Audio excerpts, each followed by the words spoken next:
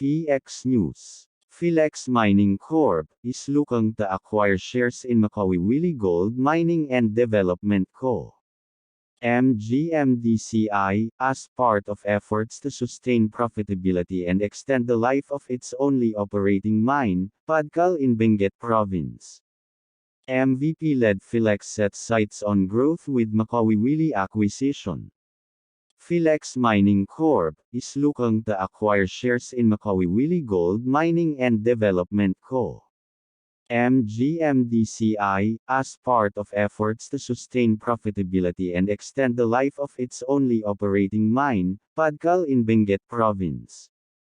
The country's top miner of gold and copper signed a term sheet with MGMDCI, a 70-year-old company which has a mineral production sharing agreement covering an area of over 800 hectares in Itogon, Benguet. Under the term sheet, Felix signified its intention to explore commercial, financial, and technical avenues in preparation for possible shares acquisition in MGMDCI. To keep this partnership, Felix will conduct due diligence and scout drilling activities on the property MGMDCI covered by the MPSA, which is located adjacent to its Pag-IBIG mine. This is a good addition or extension to the Pag-IBIG mine. Hope that this is the start of something good and that it would ride the wave of higher metal prices in gold and copper, said Felix Chairman Manuel V. Pangilinan. For his part, Felix President and CEO Eulalio B. Austin Jr. said the company's planned investment in MGMDCI is part of our business direction for this year to broaden interest in green metals through mergers and acquisitions. We need to hit the ground with this at the soonest possible time, Austin said, considering that this property is adjacent to our Pag-IBIG mine and would go a long way in fulfilling company plans for expansion and extension of the life of mine of Pag-IBIG. MWC News. Manila Water signs 200 million pesos loan with BPI for Bulacan Water. Manila Water Company Inc. said on Monday its subsidiary Bulacan Water signed a 200 million pesos loan facility with the Bank of the Philippine Islands. The 10-year term loan facility will be used for the expansion of Bulacan Water, among others, the Enrique Razon-led firm said in a disclosure to the stock exchange.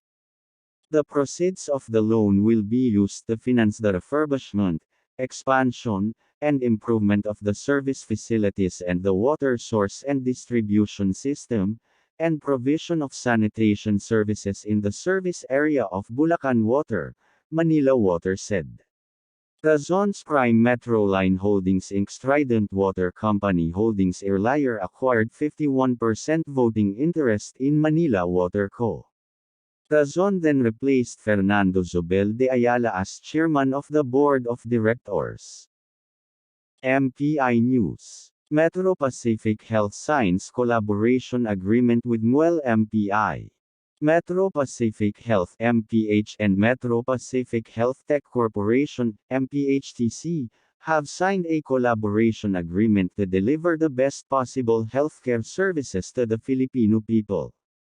MPH, the largest integrated healthcare network in the Philippines, and MPHTC, the developer of the country's first fully integrated health platform, are both under the corporate umbrella of Metro Pacific Investments Corporation, MPIC.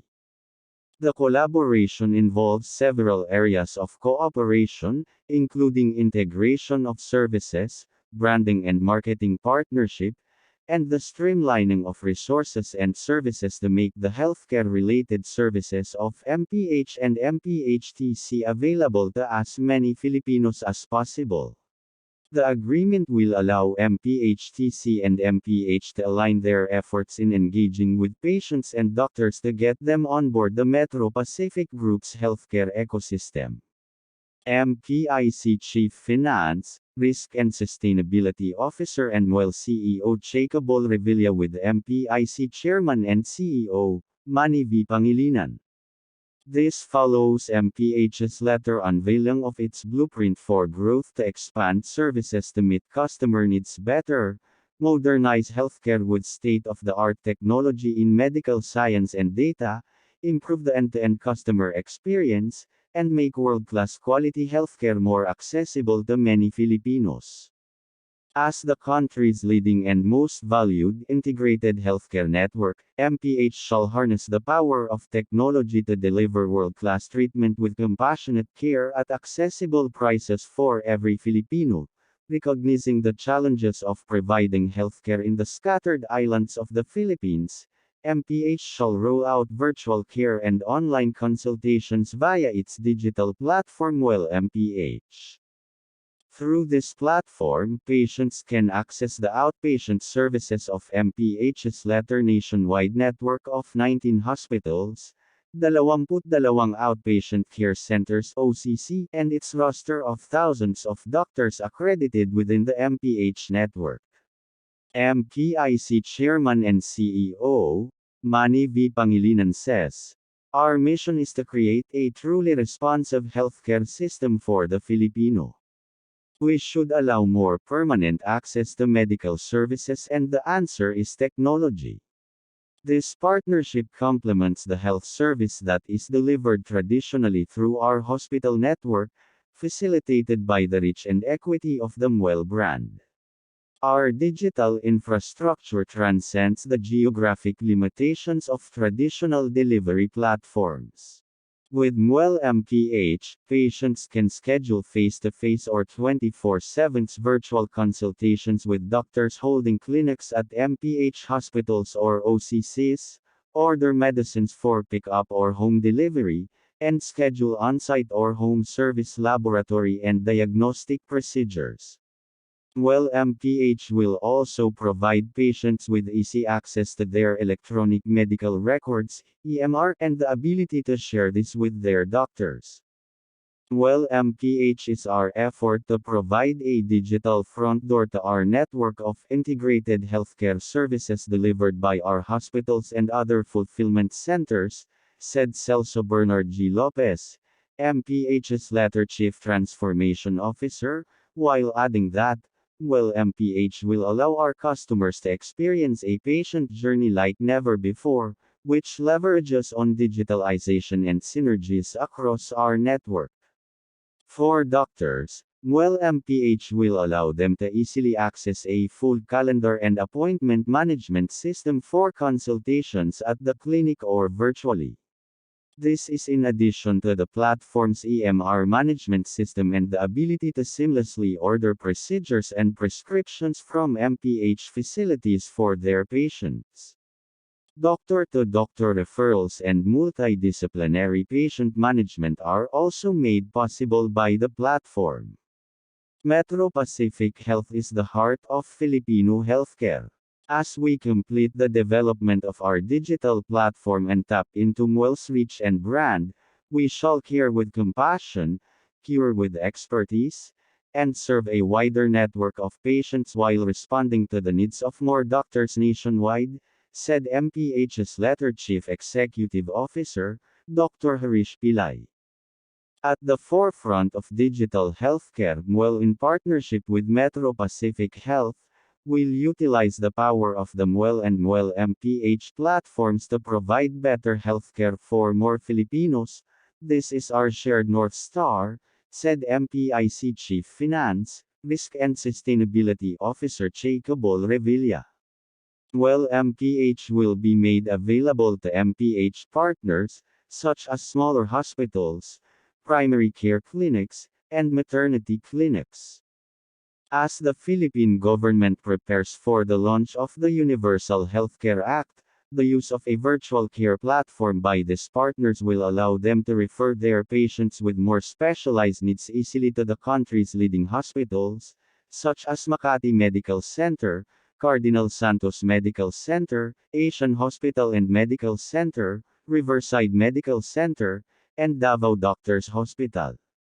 Mwel's fully integrated health ecosystem provides access to over 500 family doctors, specialists, and mind health experts. Aside from 24/7 consultation, Mwel offers fitness and nutrition programs designed by experts and the Wellness Score, a digital tracker that measures physical health, step count and sleep daily. Insurance products, home care, medicine delivery, and emergency service are also available on the app. Mwel's advocacy programs include the National Wellness Day, the biggest nationwide digital medical mission, and Mwel On The Go, a portable digital clinic for remote communities and partner LGUs. JFC News. Jollibee brand cited among favorite restaurant chains in US Newsweek survey. Jollibee, Chowking, Smashburger and the Coffee Bean at Jfc Bpi made it to the list of America's favorite restaurant chains for 2023, according to news magazine Newsweek and data firm Statista. In a statement, Jollibee Foods Corp said the 2023 ranking was determined based on the result of an independent survey among over 4,000 customers and employees in the United States. Respondents were asked to choose which restaurants they would recommend among 3 cuisines and 13 dish categories. The 3 ethnic cuisines are Chinese, Italian and Tex-Mex, while the 13 dish categories include barbecue, burgers, chicken, coffee, tea, baked goods, ice cream, frozen yogurt, juice and smoothies, noodles and ramen, pizza, sandwiches, seafood, soup, steak, and sushi, JFC said. Jollibee was cited in the chicken category, Smashburger for burgers, CBTL for tea and coffee, and Chowking for the Chinese cuisine category. Criteria for the rating include taste, cleanliness, hygiene and COVID-19 measures, transparency about ingredients, location, dealing with environmental issues, accessibility, service quality, and treatment of employees, according to Statista. We are honored that our brands are included in this list of most favorite restaurant chains in the United States. We thank our customers for their continued support, resulting in this citation that inspires us even more in our mission of serving great tasting food, bringing the joy of eating to everyone, said Ernesto Tan Mansyong, Jollibee Group President and CEO. The 4 brands are all under the Jollibee Group umbrella. JFC acquired CBTL in 2018. In August 2022, the fried chicken known as Chicken Joy of the homegrown brand was also cited as the best fried chicken chain in America by food website Eater. BPI News. Investor stepped on BPI amid nod-on merger with Robinsons Bank. The share price of Bank of the Philippine Islands BPI moved sideways last week after shareholders approved its proposed merger with Robinsons Bank in a move seen to boost the former's revenues and market presence. A total of 11.84 million BPI shares worth 1.32 billion pesos were traded from January 16 to 20, data from the Philippine Stock Exchange PSE show. The Ayala-led bank's share price went down by 0.1% week-on-week, finishing at P109.90 apiece on Friday from its P100 at 10 per share close the previous week. Year to date, however, the stock has risen by 7.7%.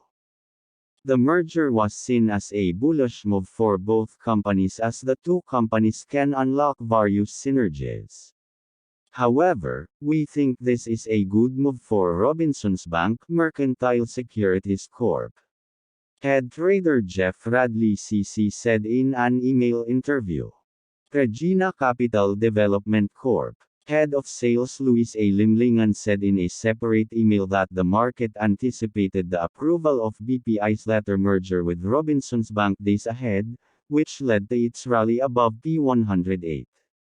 A day after the PR press release was released, BPI rallied by almost 3%, implying that the investing public generally viewed the merger positively, he said. On January 17, the Ayala Group's banking arm secured shareholders' approval of its merger with Robinsons Bank, with the former as the surviving entity. BPI President and Chief Executive Officer Jose Teodoro K. Limcaoco said on Tuesday that the merger is expected to boost BPI's letter customer and deposit base, and tap into the Filipino-Chinese market, which other banks have an advantage over BPI. The Ayala Gokongwei tie-up is expected to boost BPI's letter bottom line this year as well. Mr. Limcaoco said that Robinsons Bank is estimated to contribute up to 7% to BPI's letter revenues and add 5% to 6% to its net income. He forecast BPI's letter bottom line to have reached around 41 billion pesos in 2022, and around 43 billion pesos this year, with Robinsons Bank's contribution to be around 2 billion pesos. BPI reported a third-quarter net income of 10.14 billion pesos, up by 77.3% from 5.72 billion pesos in the same quarter in 2021. In the 9 months to September last year, BPI's letter net income grew by 74% to 30.70 billion pesos from 17.64 billion pesos in the same period in 2021. However, Regina Capital's Mr. Limlingan warned of other factors that could affect the local bourse, and BPI directly. As always, investors should keep their tabs on how the BSP, Bangko Sentral ng Pilipinas, will react to the upcoming Fed's policy meeting. This is because a sharp unexpected increase in our local benchmark rate could potentially dampen loan demand and strain the paying capacity of BPI's letter borrowers, Mr. Limlingan said. For the week, analysts are looking out for profit-taking on BPI's letter stock as it is currently trading at a 52-week high.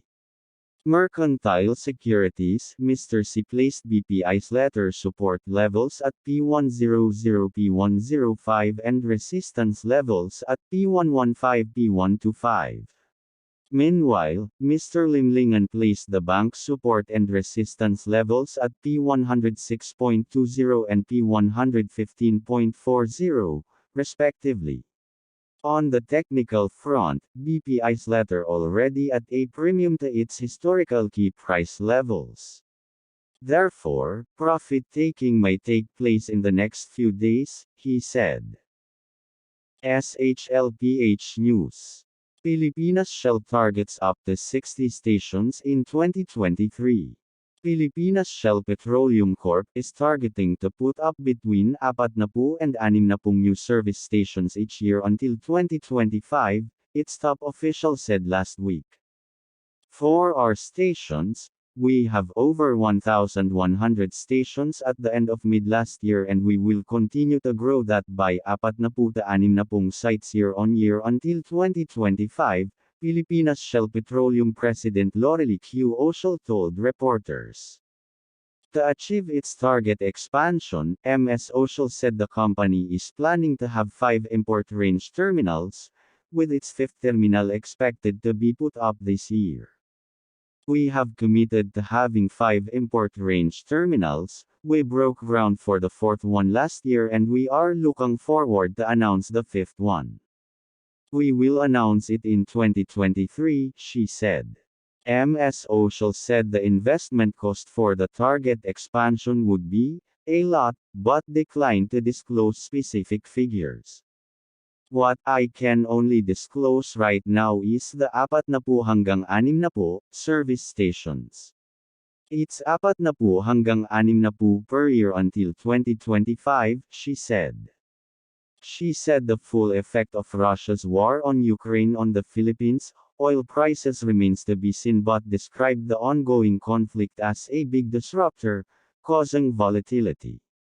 Macroeconomic conditions are still changing.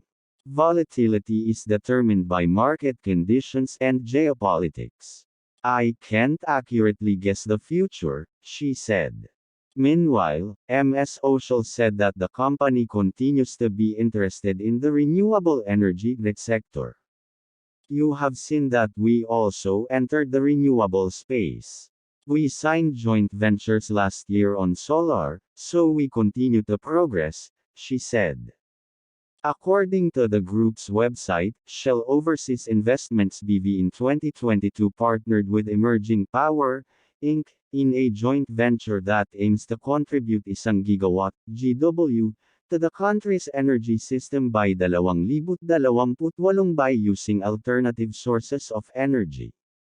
In November 2022, Shell Overseas partnered with Alternergy Holdings Corp. To assess the feasibility of an offshore wind project in Cavite Passage for a potential capacity of 1 gigawatt. Aside from renewables, MS Social said that the Shell Group, through Shell Energy Philippines Inc., remains interested in the country's liquefied natural gas (LNG) industry. Shell Energy Philippines LNG project is one of the 6 LNG terminals approved by the Department of Energy. Data provided by the department show that the company's proposed LNG floating storage and regasification unit, FSRU, in Tabangao, Batangas City is targeted to start operating by October 2023. The terminal project has a capacity of 3 million tons per annum (MTPA), with a construction cost of around 2.47 billion pesos. It is in progress. These are big projects. We are working with different agencies to put it forward and progress it further, MS Social said. PLDT News. PLDT, Smart Beef Up Cybersecurity Capabilities. PLDT and Smart Communications are working closely with key technology partners to strengthen their cybersecurity and protect customers from cyber attacks. Their Cybersecurity Operations Group (CSOG) early this month met with third-party vendors and service providers to discuss how to further secure their intensified cybersecurity drive. The chain is only as strong as its weakest link. To eliminate any weakness in our value chain, we are closely collaborating with our technology partners to make sure that everyone is on board our cybersecurity culture, said Angel T. Redobel, First Vice President and Chief Information Security Officer of PLDT and Smart. Third-party vendors play a key role in the PLDT Group's cybersecurity infrastructure. They provide PLDT and Smart with critical products and services that help the group monitor its assets, warn against attacks, contain threats, secure data, and enable the companies to deliver innovations that serve customer needs. It is important that within 2 minutes the incident is contained. We need to have an established process with our vendors so we can quickly respond to cyber attacks and prevent a crisis, said Redobel. He said customer protection remains a top priority of the group, having foiled more than 182 million attacks and breached attempts against its assets. Creit News. CREI TERS 4 pesetas and 50 centimos B green bond offering secures nod of SEC. The Securities and Exchange Commission (SEC) has approved Citicore Energy REIT Corp. Creit issuance of ASEAN Green Bonds. In its January 19 en-banc meeting, the SEC approved the registration statement of Citicore Energy REIT covering up to 4.5 billion pesos of fixed-rate ASEAN Green Bonds. ASEAN Green Bonds are debt papers which comply with the ASEAN Green Bond standards, where the proceeds will be exclusively applied to finance or refinance, in part or in full, new and existing eligible green projects. Eligible green projects include those for renewable energy, energy efficiency, pollution prevention and control, environmentally sustainable management of living natural resources and land use, clean transportation, climate change adaptation and green buildings. The company expects to net up to 4.42 billion pesos from the offer, assuming the oversubscription option is fully exercised. Proceeds will be used for the acquisition of solar rooftop system for lease, a solar power operator, as well as the acquisition of properties that will be leased to solar power developers and operators. The bonds will be offered at face value from January 30 to February 3, in time for listing at the Philippine Dealing and Exchange Corp. By February 10, according to the timetable the company submitted to the SEC. Citicore Energy REIT tapped PNB Capital and Investment Corp. And SB Capital Investment Corp. As the joint issue managers, joint lead underwriters, and joint bookrunners for the offer.